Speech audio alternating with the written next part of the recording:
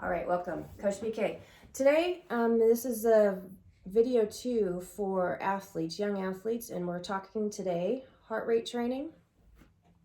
Kind of a touch base on that, and we'll have some resources for further information and instruction further down in the lesson, and sweat tests, which relate to heart rate training. And we're also going to go over run form analysis and body analysis and talk about some question and answer stuff. Okay, cool. So, all right, heart rate training. What do you guys know about heart rate training? Not a lot. Yeah, the basics of kind of where your heart rate should be in a workout, or like an easy run or whatever. Right. So, as endurance, all the capital letters, right? Long running, Ironman stuff. Heart rate training is phenomenal. And it's a really cool system to learn, to embrace. It does two major things. It helps you become super duper aware of what's going on in here, just on a daily, even outside of athletics. Mm-hmm. And it's like a cool system to learn how to, like, even if you're in school and you're getting upset or whatever, or you notice your heart rate going up, there's ways of learning how to control your nervous system by seeing numbers. It's super cool if you geeky like that. And then the other thing that it does is it helps you learn pacing. Pacing and nutrition for the long haul. Like if you're talking about a really long race, right? Like a 50K, 50 miler, or I am going to try to do David Goggins, the 4x4 48. So every 4 hours you run 4 miles for 48 hours, which is 2 days. Right? And for myself, who I live with a heart condition, I will monitor my heart rate, and I will use like resting heart rate. How fast does it return back down to where I think it should be? In my way of recovering. So if I can come back down and it goes pretty chill, then I can ignore some of the complaining in my head. See, it's a way of like telling you a truth. Mm-hmm. Like on some of this really long races, sometimes it's hard to discern how much is in your head, how much you can ignore, and when you shouldn't ignore it. Mm. Like if your heart rate's not coming back down and things are, starting to kind of go a little sideways, and that's why some of this training and things are here. You just don't go, oh, my heart rate's not going back down, I'm done. No. Mm-hmm. In the middle, there's smart questions to ask. And this is where the sweat tests come in. How hydrated am I? Where am I at? Did I go into this thing like with my magnesium and all of my electrolytes right? And if the answer is no, and your heart rate's still not going down, you still have to quit. You can't fix some of that stuff right there. Mm-hmm. However, during it, am I behind in sodium? Because you can fix sodium fast. You can't fix mag fast. Magnesium's kind of an electrolyte that you stock up on. It's in your bones, right? Think about it like that. And you can't just dump in a whole bunch of magnesium during one of these 4-hour stints out of the 48, because all it's going to do is stimulate your GI too much, and then right? That's not going to fix the mag right then. But you can, if your back is cramping and stuff like that, they have spray, magnesium spray. You could put it, I know, right? And then you absorb it that way. I know, right? That's why we're doing this. That, like your legs, if you have crampy legs at night and you're trying to take your mag and stuff like that, you put this spray on your legs. It's a 5-minute fix. Wow. No, for real. Like if any guys, like older guys, a lot of guys have problems with restless legs. Mm-hmm. Taking magnesium regularly and spraying that stuff on their legs takes it away. They don't have to take that restless leg pill. It's a magnesium deficiency. I know. It's shocking. Wow.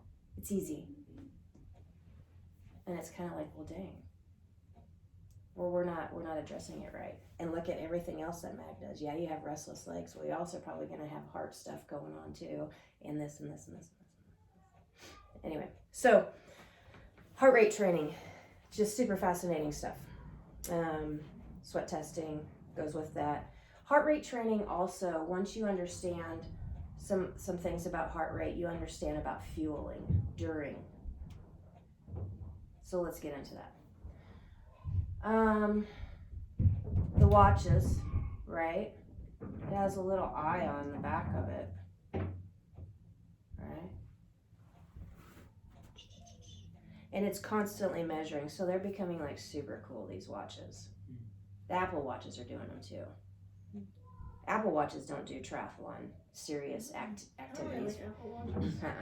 The Garmin watches do it way better. Yeah, and they're like app, and you can see like they have like all these. Oh, I fancy know. stats, and I was like, I don't even know what this means, but it's really cool. Oh, I know. So your watch, it's fascinating what Garmin Connect keeps track of. It keeps track of your stress levels during the day and at night, and that's measuring heart rate variability.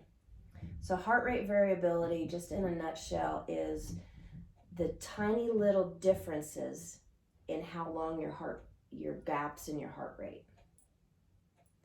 And science is showing that when you have better differences between there, your heart rate variability is better. I know. I'll look it up and we'll do something different. It's just it's a new measure of heart rate. So if we go back to just heart rate, these things measure your respiration at night, your sleep at night, where your heart rate is at. And so everybody is different. Here's one of the biggest mistakes made in heart rate training is they go by age. Well, everybody's different, okay? So you have this heart, right? And it has 4 chambers of the heart. Your left ventricle is the pump, the squeeze, right? And so as an endurance athlete, why you see resting heart rates go down when you're more in shape is that ventricle gets bigger and stronger. So it pushes more blood in one pump. So you get more oxygen everywhere in one pump. It's more efficient. Does that make sense? Mm-hmm. It does get bigger, which at some point in time can be a slight issue. However, all of the benefits of endurance training having a serious cardiovascular base, I mean, like, sometimes our resting heart rates are in the 40s, and then when we go to the doctor's office and they freak out, and we're like, no, don't freak out. I'm an endurance athlete. This is fine. I just pump more oxygen than you do on each beat, so it needs to pump less, right? Because you're not out running around doing all that crazy stuff. That's why we can go all day long, at a 145, and people are like, huh? Like, no, it's okay. It's just the system. And so that's one of the things with heart rate training. So everybody is different. And so you go on a run test. You warm up. You're properly electrolyted first. You're in shape, right? And then you run your tail off for a 5K. And you don't quit. And you calm down and you run hard, right? And there's a point where the heart rate's not going up anymore, and it's kind of like a chemical set point for you. It's your lactic threshold. It's when you move from your body makes energy based on either oxygen, which is what it is, a kind of like an all-day kind of thing, right? It has a lot of different energy a lot of different energy systems of creating this ATP, the glycogen, stuff like that, right? In endurance athletes, we want to stay using oxygen because it's readily available. And that system gets into, it's called a Krebs cycle, and it'll get into almost a kind of like perpetual motion once you find that place where everything's just pretty chill. And it's reusing some of its metabolism byproduct from making energy to make more energy once you prime it up right. Did that make sense to you? Yeah. Everything to make energy puts off a byproduct.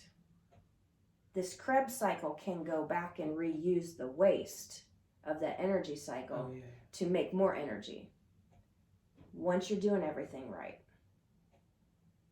That's where this endurance idea comes from. When you train right, you can go all day long because you're almost just recycling the things that you're burning off. So cool.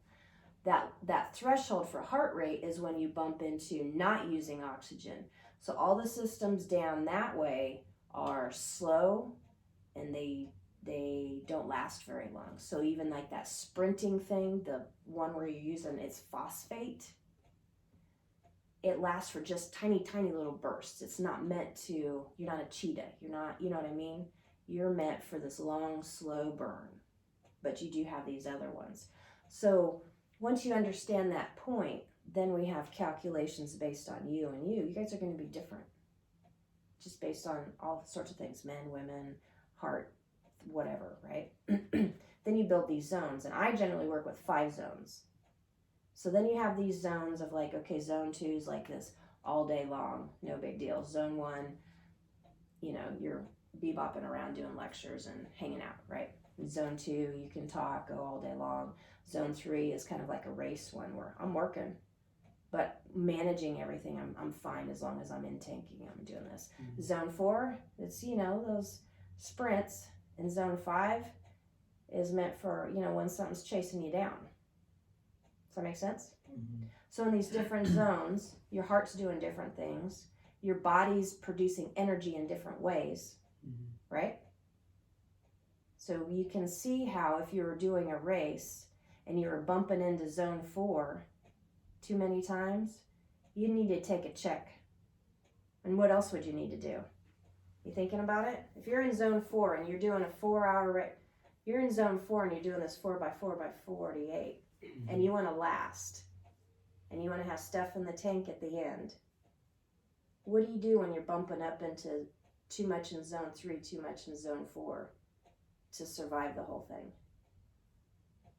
Is it in your electrolytes? Yes, absolutely. Because when you're in zone 4, you know more muscle fibers are working, mm-hmm. heart rate's going faster, the engine's going more, so you're using more sodium and water. So you have to input in more. Mm-hmm. So if you're in a race that's hilly versus a race that's flat, and you're paying attention and you're noticing you're spending too much time in a higher zone, you're like, oh, I need to fuel that. I need to electrolyte that, I need to water that, and I need to fuel it. Does that make sense? Mm-hmm. See how the heart rates, you're like, oh. Because you're just going to feel like crap after a while. Mm-hmm. And if you don't understand all of this, you're like, oh, I don't know what to do. And that's why a lot of people in the endurance world, they just kind of like, just a general crash down. And then they're walking. Or they have GI problems. Or they quit. Right? Mm-hmm. Or if you're doing this race and you know it's windy and it's too hot, and you get to a point and you stop to rest and your heart rate's not coming back down, you're like, I'm in trouble now. And then you go through your triage questions. If you can't fix it, then you're like, I gotta stop. I can't do it. Like, we're bordering into unsafe. And so that's how heart rate training in this education is also going to save your bacon on some of these races. How to fix, where's the danger areas at, the smart questions to ask, and then when to pull the plug. Because like we said last time, when you're doing this crazier stuff, there will come a point where you'll need to stop. Mm-hmm. It's not, we're not, you know, everybody's getting a participation medal anymore. That's not the game we're in. We're in a game where sometimes, yeah, you do need to be smarter to stop, learn, fix it for the next time, because you don't want to end up in the med tent.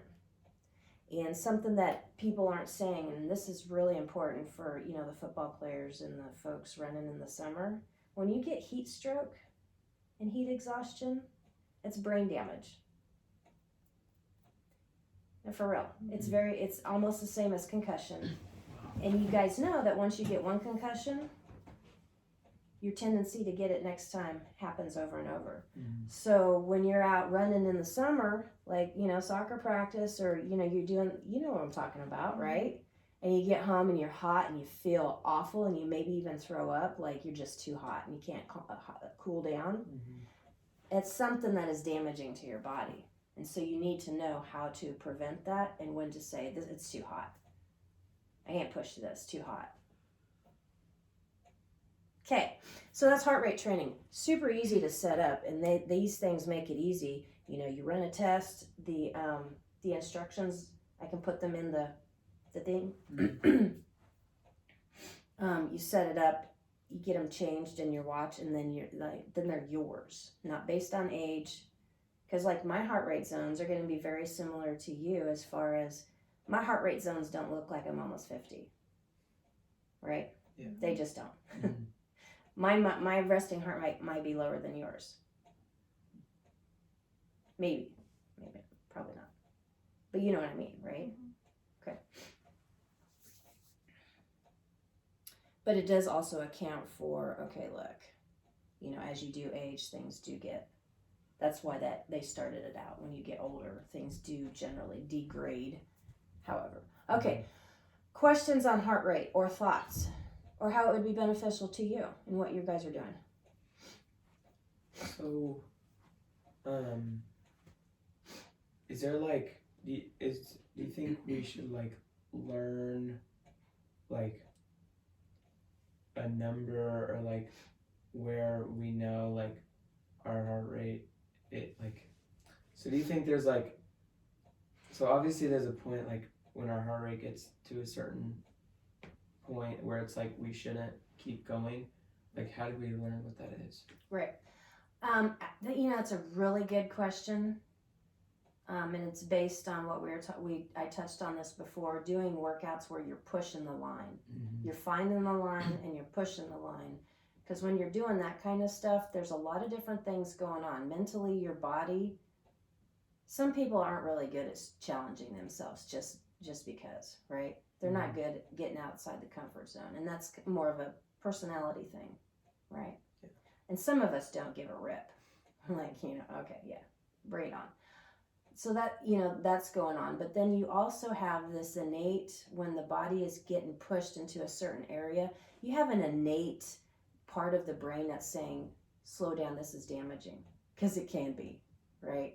And so you got that going on too, right? And you need to listen to that.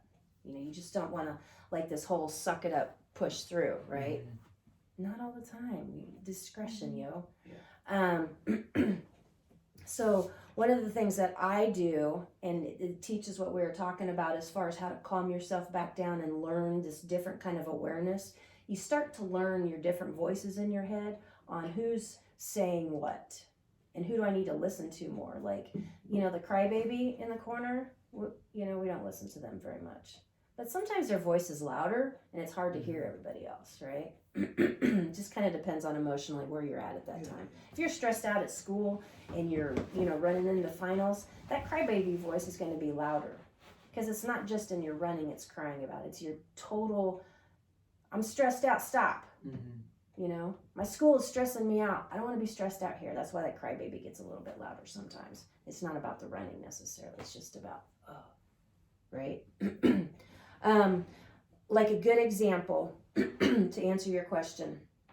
Once you learn these things and you know how to properly hydrate and fuel, they're different. Hydrating and fueling is different in a run, right? Water, electrolytes, hydrating. Fueling is about calories and gas. Oil in your car, gas. Two different things, okay? It's like I can't impress on an athlete how much you need to understand those things are different.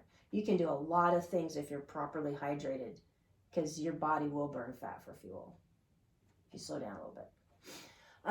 Like a run. I like doing this run where maybe an hour, 2 hours, and you're doing 5 on, 5 off. So 5 is kind of a nice length of time. Mm-hmm. You could do 10 on, 10 off. That one's kind of tough if you're pushing it. 10 minutes of pushing it hard is a long time.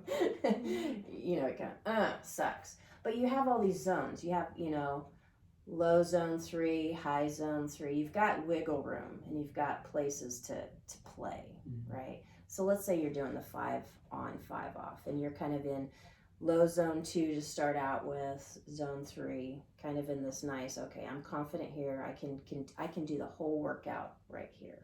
And then on the 5 on, you start with, okay, bumping up into high zone 3, zone 4. You're working hard, right, for 5 minutes, right?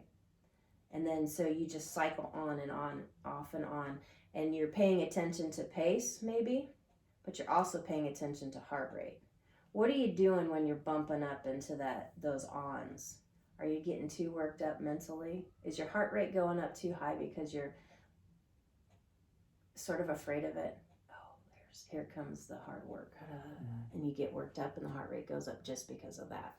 Not even the effort, it's mentally, right? So you do these going back and forth, and you're paying attention to where you're at in the zone. And so, like, say the ons are in your zone 4, and you're, working on getting to that top of that zone 4. And each of these, if you're doing these 2 hours on, I do these a lot to practice electrolyte, to practice my heart rate control, because you can calm down and settle in and watch the pace vary with the heart rate. So I can go faster, but I can keep my heart rate steady in that on point because I'm properly hydrated, I'm fueling well, and I'm calming down. I'm working on my form, like keeping in that good form even though I'm working really hard. Does that make sense? Mm-hmm. And so you can just really kind of push because you can go back, get through that, settle down the next 5 minutes when you're resting a little bit and ask yourself, how did that go? How did I feel? Do I continue just doing what I'm doing? Do I need to change it up a little bit? Do I need to add in more sugar, glucose, right? Because when you're doing these back and forth, you're working. This is hard work. When you get into the top zone 3, zone 4s, you're burning fuel a little bit differently. You're going to be blowing through your carbs fast in your bloodstream, right? And because, like, when you do the 2 hours of that, this is where it gets super fun, smart-wise. So at 90 minutes, you run out of blood sugar, glucose in your bloodstream, right? Where it's readily available. Then it starts pulling it out of your muscles and your liver, which is a slower process. I mean, think about it, right? Bloodstream, right there, boom, go, right? Now I have to pull it out of my muscles and my liver. They don't want to do that necessarily. They want to get stocked up, right? Because what does your body always want to be able to do? Keep going. Fight or flight. Run real quick. Respond real quick. Your body always wants to do that. Mm-hmm. That's the premise on how all of this stuff is built up and why all these systems are there. And you're tweaking it because it always wants to be able to run.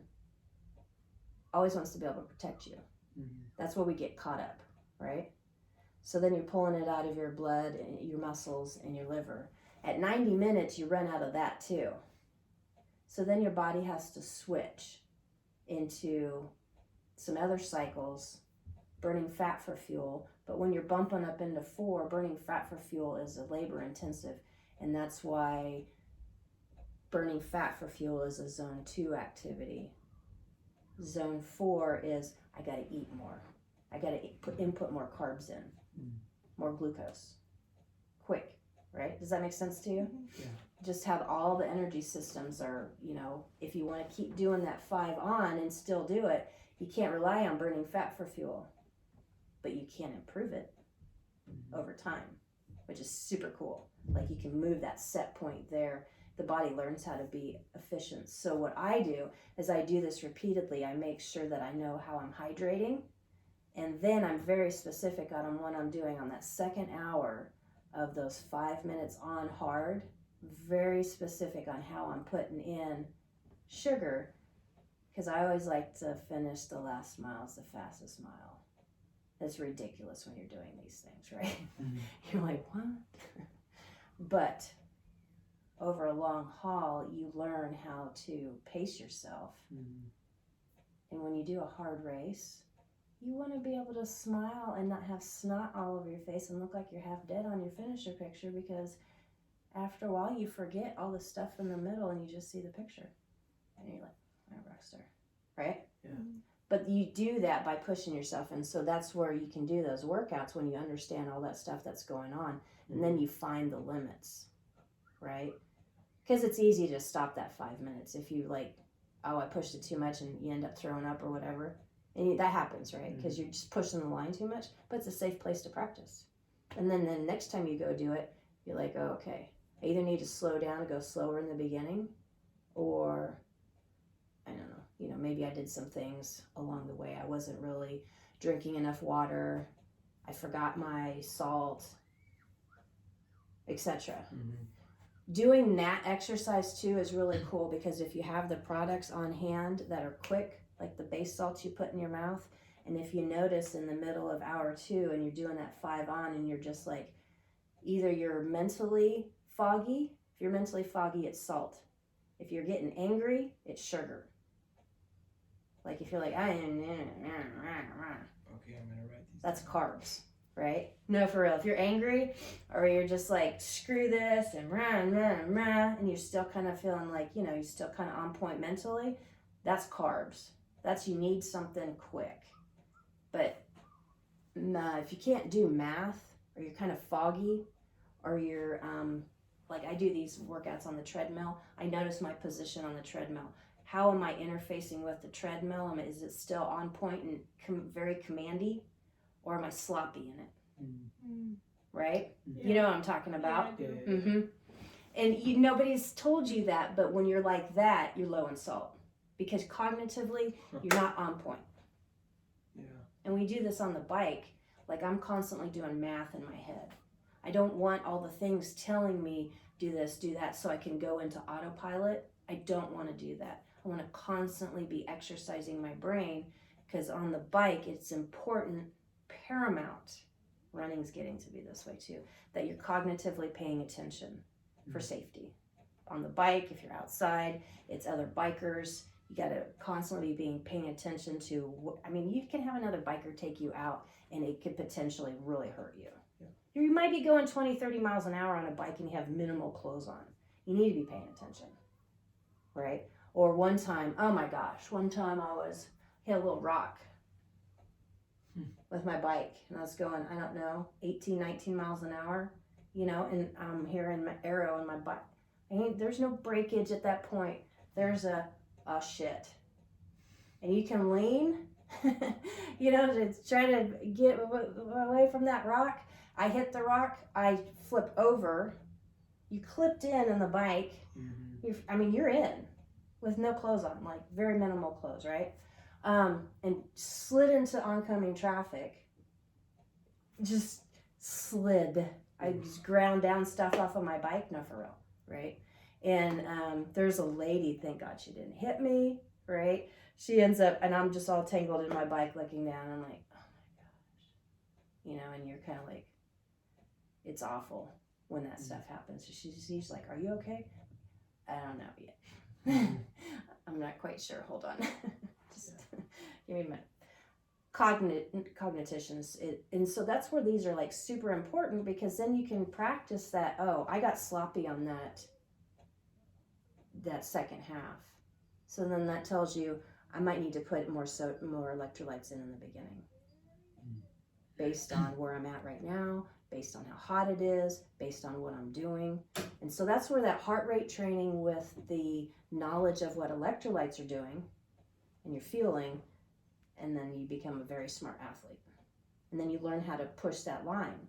You can find the line and you can toy around with the line and you can push the line this way, or you can figure out how to really live closer to that line. Or if I fall over it, how to come back well, continue on without having to stop. Right? Like sometimes in these long races, you're going to want to stop and like, oop, I need to pull this stuff back together. And then you're like, okay, now I'm going to keep going. Almost, right? And really important to understand. And you see this in racing a lot. You'll see people that are getting it wrong and they're off on the side of the road puking in the shade, half dying, right? It becomes slightly dangerous, right? Yeah. Okay, so moving on to, the sweat test. We've talked about that. Sweat test. Everybody sweats different. You guys know this, right? And if you don't remember anything about today, right now, with sweat tests and stuff, remember this. The drink by thirst is wrong.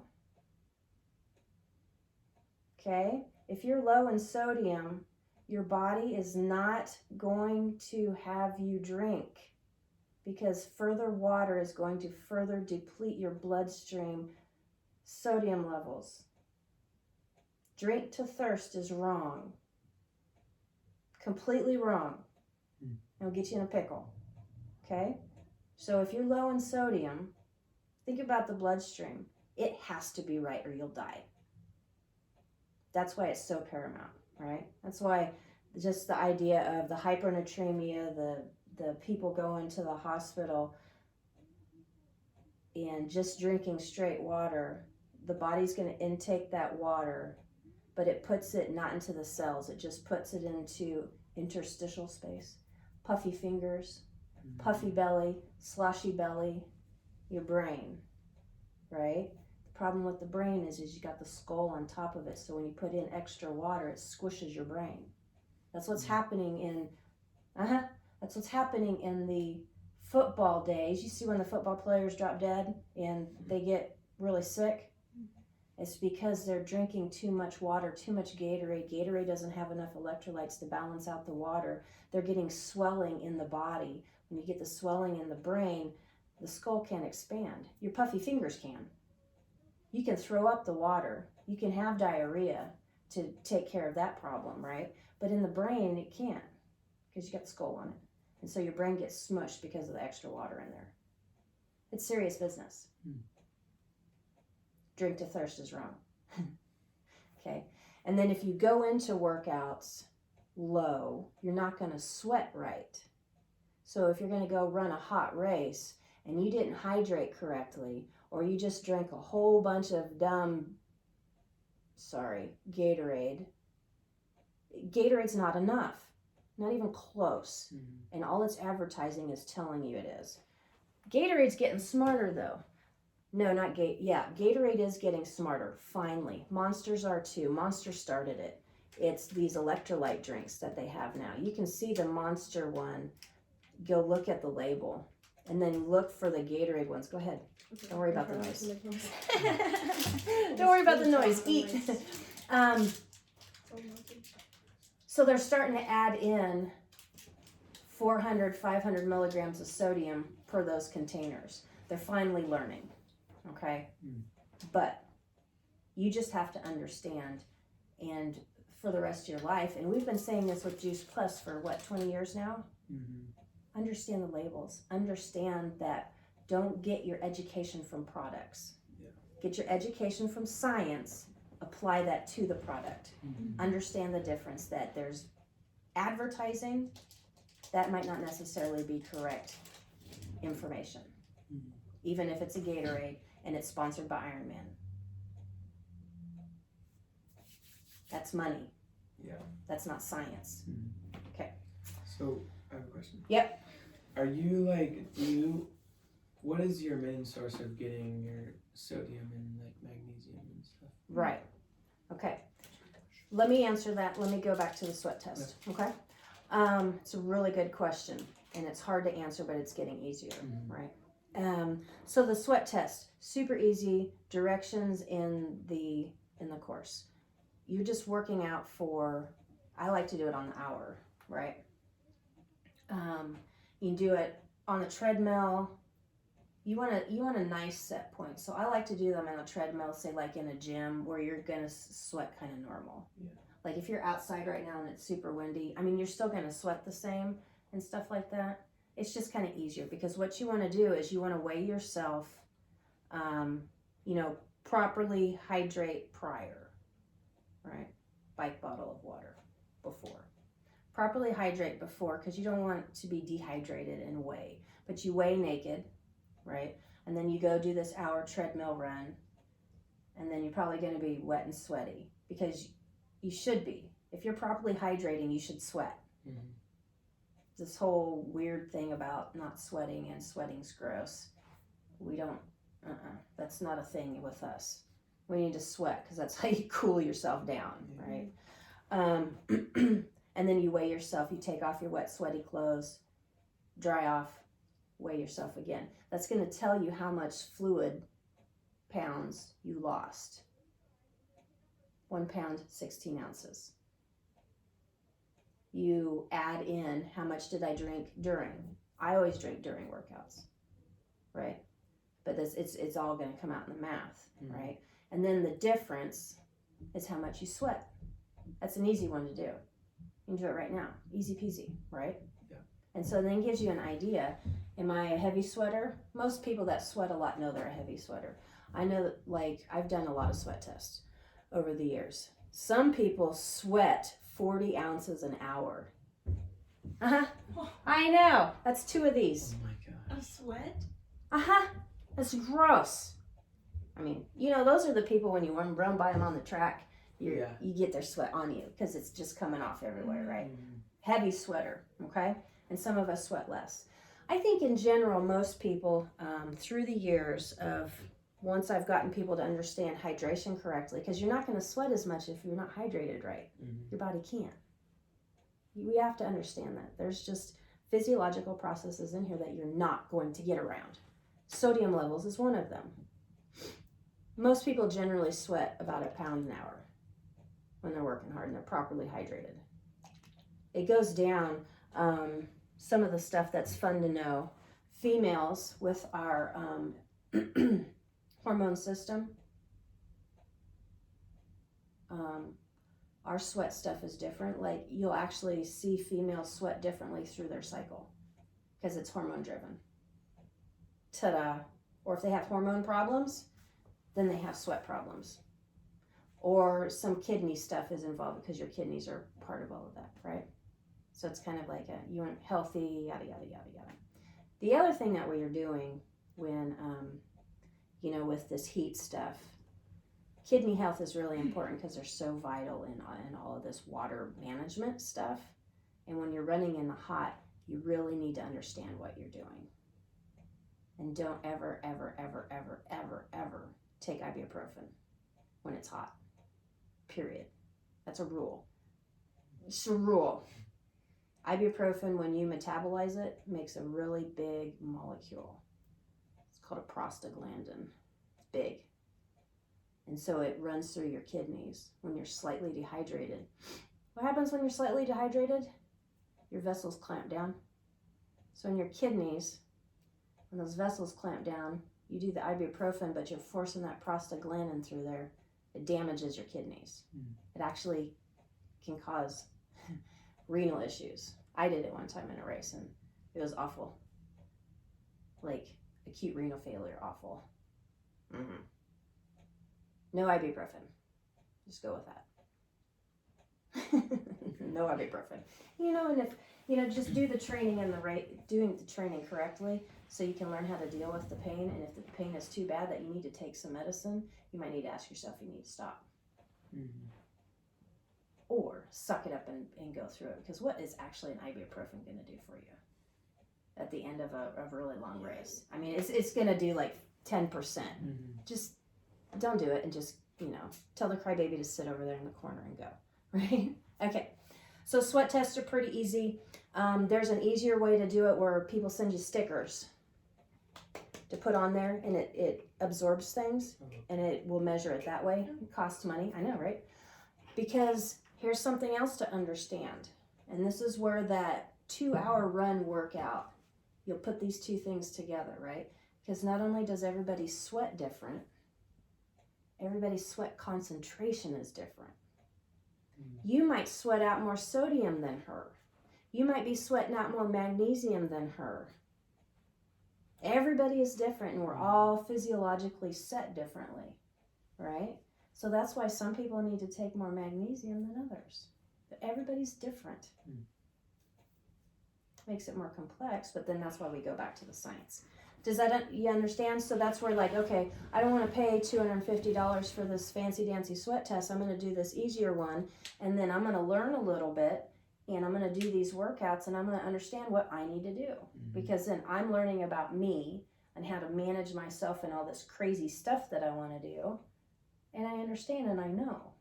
So then after a while, you're learning all of this, and then you understand just so much more about your body on how it runs. So do you see how all that would happen? Yeah. Mm-hmm. It's a little complex, but it isn't technically hard anymore with the tools. So, good question on getting in salt daily.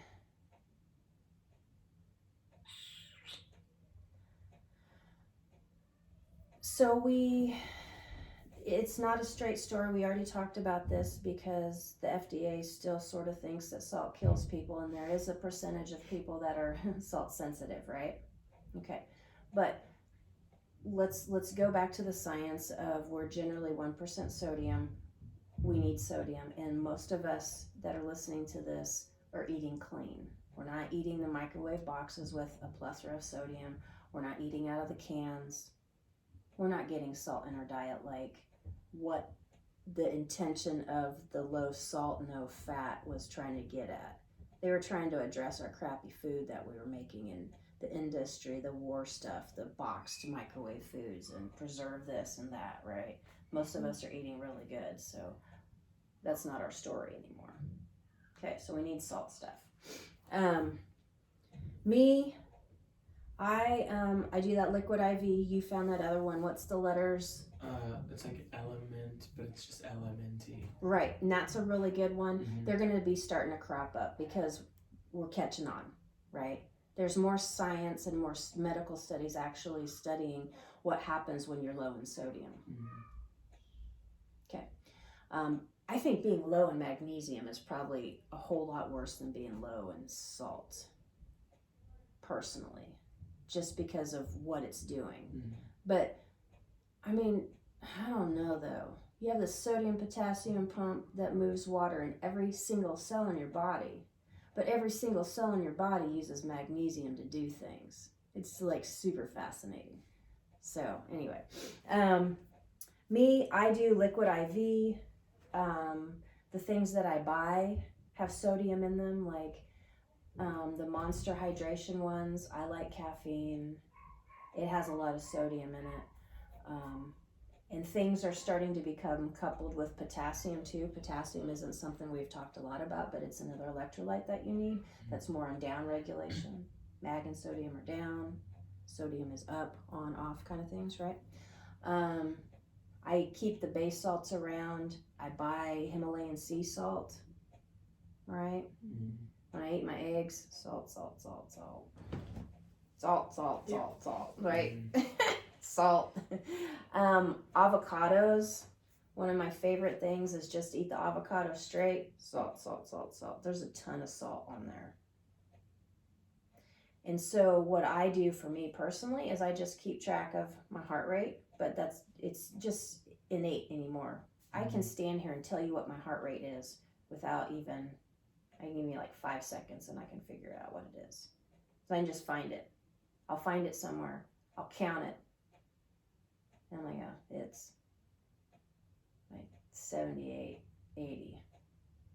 Ooh, I was wrong. It's 94. Pretty close, right? The cold makes it harder. Yeah. But you see what I mean? And then like when you're working out and stuff like that, I have a system when I'm doing my stuff, like I drink a lot of my nutrition, fueling, hydration. I have a system that puts the two things together for ease of use, right? One of the things with endurance stuff is it's got to be consistent and easy and lessen the chance of you screwing it up, right? I mean, there's logistics too. If we're talking about running long for 24 hours, right? How are you going to consistently input in when you get super tired? It still needs to be easy and consistent. Through an Ironman. How are you going to manage this on your bike? You have your bike, and then are you going to eat off the course? Are you actually going to eat the gels off the course and drink that crap? Or are you going to take your own stuff? So that's where some of this stuff, you understand the principles, but it puts it together. And that's another way I manage my electrolytes is when I'm working out, I don't deplete myself. So it's less of a conversation outside of it. Does that make sense to you? Yeah. Mm-hmm. That's why I'm always drinking. I'm always inputting what I'm taking out. So I don't have to make it up anywhere else. Does that make sense? Yeah.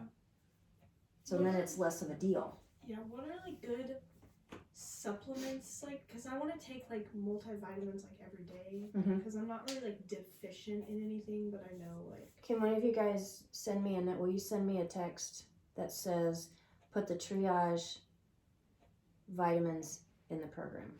Just Can I send me do it that. right now? Yeah, because Yeah. there's just like so many options, and I don't. No, know I get what you. to- I totally get you. Yeah. I have what I do, and you want a starting off point, and then sometimes people need to do different things. So I'll send you what I do. You know, and it's based on kind of this juice plus nutrition stuff where you know what I mean. But then this other thing is based on this triage list of supplements is based on a very basic Triage vitamin. yeah, just say triage and I'll remember.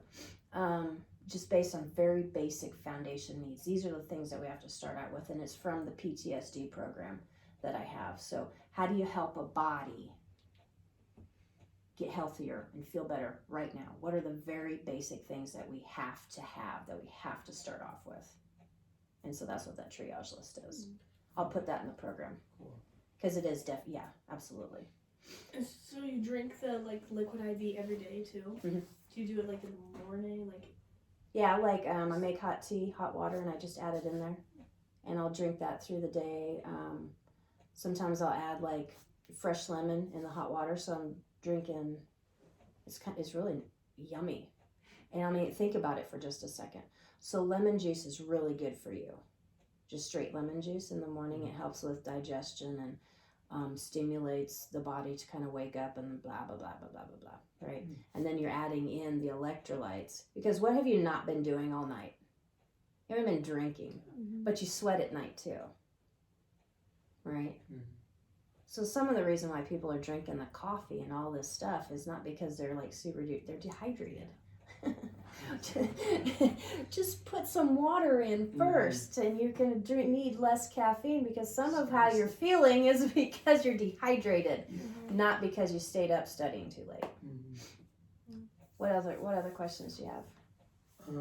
Do you have like a set amount of like how much like magnesium, sodium you need a day, and like you try and hit that goal every day, or like do you just kind of make sure you're constantly implementing it? Yes, you have, through some chatting, through some figuring out, for sure. You have, okay, I'm trying to work towards this. As an athlete, you have to kind of take into account, like me right now, I'm doing 2-a-days for a long haul, like a long time, probably all year, right? No, for real. And there's a lot. That's why I say I don't get behind on my workouts. I want to deal with it, because I won't be able to do the 2-a-days if I'm ever behind. You'll start to sleep worse, da da da da da, and after a while you're like, and you'll get sick. Like, not this COVID weird stuff. This stuff, that's an anomaly. But you get chronic fatigue, you get PMS problems when your periods start to do something weird, right? Like half here, half here. You're running too low on all these things. So you find that set point, absolutely, and then you do your workouts and your performance during, and this is where the heart rate stuff comes back in, right? When I can do those 5 on, 5 off, you get off that workout and you rock that workout out, you can be like, yeah, I'm doing those things pretty good, because it's a hard workout, and if you can, it's like a wonderful test for a lot of different things. But then you walk off and you go and have pizza and go bowl. You don't feel like crap, then you're doing things pretty good, because you should be able to do that workout, especially if you're in shape and you're a runner. Are you kidding? Heck yeah. Recover well right then, get the appropriate amount of carbs, protein, re-electrolyte back up, go on your day. Shouldn't be laid out after that run. Should be out bebopping around. You shouldn't have a headache, right? What other questions? But it's individual to everybody, and that's why it's hard to say, because everybody's needs are a little different. Everybody sweats different. Everybody sweats different things out. Everybody's doing different things. Everybody's eating different. So it's very hard to pinpoint. But with someone educated, you can find that. Here's your box generally. Now go work out and figure out and fine tune the box yourself. Right? That's what you need to do. I have one question about like something that happens to me like pretty regularly. So if I run like really hard, like I don't know, like I think it was 2 weeks ago we did like a workout where it's like a 6 mile, like we call it like a far, like where it's like you're interchanging your pace a lot. We did that. It was really hard, and then at the very end, like we did like a hard 1 mile, and I did like out like to be honest, like I really crushed it. Like I did really good and like pushed myself really hard, but literally like the rest of the day, like I had like in my stomach, I just felt like runner's stomach. like super like sick, and I just had to lay down for like a long time. Is that from electrolytes? Like Probably that? probably electrolytes, yeah. Okay. Think about the belly. What is it? A bunch of digestive organs. Okay, hold on a second. It's a balloon. Okay? And I say balloon because I want you to understand that, I mean, it's designed to have stuff stronger than battery acid in there. Yeah. Right? However, that balloon, it is fragile. It's telling you that. You now experience the right? And then the mucosal lining on the inside, right? Think about the water exchange in the belly. How's it going to do that? Sodium, stuff like that, right? Your electrolytes are way off. And it gets kind of crampy and everything gets kind of really off when all this stuff is not going on that needs to. So if you're kind of messing up your electrolytes and dehydrated and stuff like that, and then you have stomach acid and stuff in there, right? So you can see how that would get off, right? If you were doing that workout outside or whatever, maybe if it's hotter or not, you weren't taking in any during, and maybe didn't start out stocked up super, right? And then what did you do immediately after? There you got a 20-minute window of doing something, or you're going to either feel really good or you're going to feel like trash. You have 20 minutes. I used to get done with 100-mile bike rides. Don't judge me. And it works really well for me. Get done with 100-mile bike rides. It's Kansas. It's in the middle of the summer. Hot SOB, right? And you get done with a 100-mile bike ride and you feel like you've been dragged behind a truck. I mean, it's a long ways. It's Kansas wind. You've probably said a whole bunch of F words along the way. Somebody might try to try and run you over, and you know, whatever. All this stuff goes on in these 100-mile bike rides. It's ridiculous. I don't know why we do what we do. Anyway, I always have to end up, and I always have money on my bike. I end up at McDonald's, and I need 2 Egg McMuffins and 2 sweet teas. And they're gone in a heartbeat.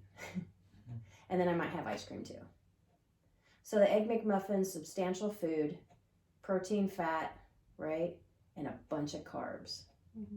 Quick carbs. 100-mile bike ride. You are depleted, right?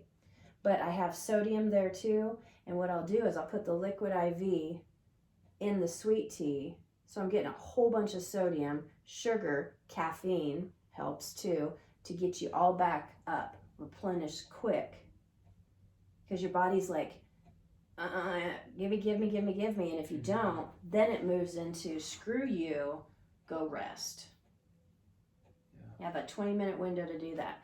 The other thing that I use in a pinch is I use those orange, I like the orange, those monsters that are the zero monsters, they're pretty clean.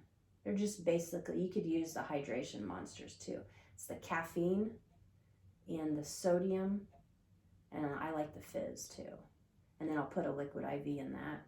And that's what I use on my Ironman races. Like when I get from the bike and I'm finishing 112 miles, I'll do that in the middle, and it's instant pick me up to go run a marathon. I know it sounds ridiculous, doesn't it? But you learn how to do these things, but you have to recover, and we have to understand if we're doing all these extreme things, we need to input stuff, smart stuff. right? Mm-hmm. Like the Monsters also have the B vitamins that are helping you feel better. So that cocktail is actually doing a number of different things that we shouldn't judge. Caffeine is a pain reliever. Caffeine also helps you get picked back up, right? Mm-hmm. I mean, you're doing something outside the box. It's okay. It's fine. The liquid IV gets your electrolytes back up to where they need to be, right? Mentally reset. When I'm doing the transition from a long bike to the marathon run, I have a big Gatorade bottle full of water. And I'll take everything off and I will rinse my hair out. Like I'm washing my hair. I'll be down like that and I'll have a rag on for my bike for my face. And so I'm drinking this Monster, I'm doing the liquid IV, I'm talking to myself because, you know, getting ready to do that long bike, 112 miles on a bike is a long ways, right? And then you gotta go run a marathon and you never say that. You're like, you mean your mind is saying, what? Mm-hmm. You're like, shh, crybaby, stop. Mm-hmm. We're just gonna run station to run station, mile to mile. That's all we're gonna do, right? And then I'm washing my hair out, I'm wiping my face off, and I'm scrub it, and I'm like, I'm resetting. Okay, we're all right. We're all right. We're all right. We've taken care of all these different things. I'm probably eating something too. I'm probably chomping on a Kind bar or something. And I'm like, okay, let's go. Mile by mile. Right? Mm-hmm. So you see how that translates back to that 2 hour 5 on 5 off? Yeah. Because I've learned all the things that I need to do to reset. Mm. And I've like probably bumped over the limit enough times that I either don't do that anymore or I know how to extend it out by the electrolytes and what I'm doing here, or the first aid things. Like I have these glucose energy gels. They're super clean. So in the athletics world, we're talking about our belly gets sensitive when you're working hard, right? These glucose gels, you have sucrose, fructose, glucose. Glucose is what your body needs so it doesn't have to process it. Fructose, it has to process it, and it's, you know, it's quick, it's fruit, right? It does different things. And then glucose, which you can get from like sucrose, dextrose, all those things your belly has to process, right? Slower. So I have these gels that are glucose, what you need. It's fast. It's the same thing as the salt. You can hold it in your mouth and your body will absorb it through the lining in your mouth because it's what you need. Your body doesn't have to process it to get it. Does that make sense? Mm-hmm. Sodium's like that too. Magnesium spray is like that too. Your body doesn't have to process it. It can just go. That's cool. Right. So in a pinch, and they either have caffeine in them, but they have sodium and potassium in them too. And they're kind of like a 5-minute fix. Like if I get my IT band and it's starting to holler at me, or my back right here, and it's getting tight, I'm like, I'm a little low. Because your body gets crampy when it's low in the stuff, right? And I do one of those, and it's just like, oh, I feel better. Cool. In the middle of mile 14, 15 of 26, and you're like, this is so stupid. I'm like, not even close to being done. Or you've just run around the second loop and half the people are finishing and you have to go out on your second loop and everybody's cheering, oh, you're almost there. And I'm like, no, I'm not. I'm one of the slow ones that needs to do the second loop. Okay, what other questions? That's a lot, right? Process it, rewatch it. Oh, how much protein do you think we should be intaking? We're going to talk about nutrition next time, for sure. And we're going to do specific magnesium foods, protein, and stuff like that. And then a way to kind of juggle all of that. But in general, how much do you weigh? 127? So you need at least 127 grams per day. Make sure to get over 100. 0.8 times your body weight is just to be mundane. And so if you don't want to be mundane, bump it up to 1. In serious bodybuilding, people that are doing 2 a days, because I'm doing a cardio and endurance training every day and strength training every day. You need protein. You can't do that stuff. Can't get stronger. We need to add a lecture of the strength training stuff needed for you guys too. Can you send that to me? Yes. I love my coaches, but I do not feel like they do enough strength training for us. It's really so important for like injury prevention. Oh my gosh, it's so stupid. It's actually, so like, stupid really nice. important, and I have found that if you do enough right strength training, you can take away from volume needed and get your gains in the gym, which is faster. Like swimming, I can swim, nowadays I can swim maybe once or twice a month and still maintain volume and pace. Wow. Now that I know how to do it. You know how to run. It's the same thing. Yeah. You can take a week off and do some strength training. You'd probably be faster for it anyway. Rest, strength train. Oh, and yeah, huge on injury prevention. Are you kidding? That's how you do it. It's not stretching. It's strength training. Yeah. I don't stretch much. Keep your joints centered. You don't have to stretch. They're already there. What do you mean by Correct keeping run yourself- form, right? The right amount of strength training to offset. Here's a good one. I want to do this video. We need to make sure we do this soon. Tight. What are these things? These are hip flexors, right? They get tight for running, right? So a lot of the times we're not falling forward enough, right? Using gravity, maybe heel striking too much. You know, everybody's a little different on their run form. Tight hip flexors will tilt the pelvis this way, right? Messes up the back here because now we're making the back a little bit more lordotic. And ladies, we're built to have flexibility right here. Why? Because we make babies.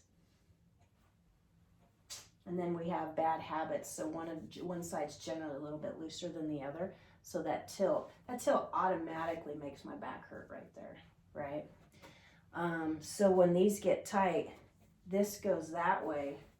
This attachment point for your hamstring goes up. Pelvis tilts, right? The attachment point goes up. The foot and the knee stay the same place. So now you're taking out space here to here. You're making it anatomically longer than it's supposed to be because you're tight hip flexors. So then you introduce micro tears in your hamstring because you're tilted forward too much. You don't have enough magnesium on board, so when you go to stretch your hamstring, the hamstring just goes shoop and doesn't elongate because your electrolytes are off. How fascinating is that? Yeah. Isn't that cool? Yeah. So kind of cool, kind of not. So what do you do with I can roll these out, but what you need to do is just do a ton of glute work. Like yesterday, my strength training was cardio, and it was hamstrings and glutes. And just from here to here. So when these are tighter and shorter, they pull that back. So this maintains its position, the backside, core, girdle stuff. So this, you introduce organic stretching because you're pulling the pelvic back that way. So then these stay long and you don't have to stretch them. The pelvis goes down here, your attachment point gets its appropriate amount of length that it's designed for, and so then your hamstrings aren't angry. That make sense? Yeah. That's how strength training keeps things in position and balances out what you're doing. So you don't have to stretch, maybe here and there, little itty bitty bits. But I'm going to work on a program that you strength train and do certain things. Like I do a yoga pose and strength training at the same time. So I'm doing probably 5 different things at once. Yeah. So you do a 30-minute strength training session. You probably have done very strategic stuff for what you're doing, and you've introduced probably 5 to 10 minutes of stretching in it as well. And you're done. and you feel good. Ta-da. Right? And then everybody's haters. Like, how do you do that stuff? And then you're off, I don't know, doing crazy stuff with your dog and you're not hurt. And you're just, bebopping around, right? And you're not laying on the couch feeling like you're dead after that mile. Next time you guys do that workout, we'll figure out something very specific on what do you do in that 20-minute window. Okay. To see if you can change it. Mm-hmm. And once you learn that, you're like, oh, it's a game changer. Yeah. Because then the next day's workout, when you're doing 2-a-days, Mm-hmm. aren't trash. Yeah. Because you don't want trash workouts. Okay, so there'll be more resources in the in this lesson with heart rate training, how to set it up, and sweat tests, how to do sweat tests, and then we are going to catch some video of your run stuff, and then I'm going to get you stuff back so you can kind of see the thing, and then next time let's talk about those further in depth with having a video analysis of it. Does that make sense? Mm-hmm. Mm-hmm. Okay. Awesome.